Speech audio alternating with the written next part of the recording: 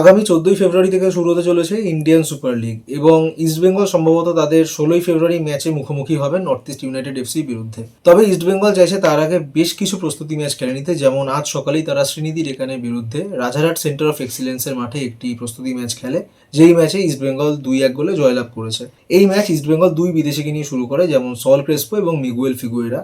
তবে এই খেলার শুরুতেই গোল না এলেও 41 মিনিটের মাথায় পিভি বিষ্ণুর করা গোলে এগিয়ে যায় ইস্টবেঙ্গল এবং দ্বিতীয়ার্ধে মিগুয়েল ফিগুয়েরের একটি ক্রস থেকে গোল করে জয়গুপ্ত এবং ইস্টবেঙ্গল 2-0 গোলে এগিয়ে যায়। তবে কোচ অস্কার ব্রুজো এই ম্যাচে দ্বিতীয়ার্ধে তার মূল দলের বেশ কিছু প্লেয়ারকে উঠিয়ে নিয়ে তাদের রিজার্ভ দলের বেশ কিছু খেলোয়াড়দের সুযোগ দেয় এবং তারপরেই শ্রীনিধি রেখান একটি গোল শোধ করে। তবে তারা এই ম্যাচ থেকে জয়লাভ করতে পারে না। এছাড়াও বাকি বিদেশিদের মধ্যে কেভিন সিভিএকে মাঠের বাইরে সাইডলাইনে আজকে প্র্যাকটিস করতে দেখা গিয়েছে এবং সূত্র মারফত জানা গিয়েছে মোহাম্মদ রাশিদ তিনি কিছু পারিবারিক কারণে বাড়ি গিয়েছেন, তিনি 2 থেকে 3 দিনের মধ্যে এসেই দলের সাথে যোগদান করবেন। এবং ইস্টবেঙ্গলের নবাগত স্ট্রাইকার ইউসেফ ইজেজারি তিনিও 2 থেকে 3 দিনের মধ্যেই তার ভিসার সমস্ত সমস্যা মিটিয়ে কলকাতায় আসবেন এবং খুব শীঘ্রই দলের সাথে যোগদান করবেন।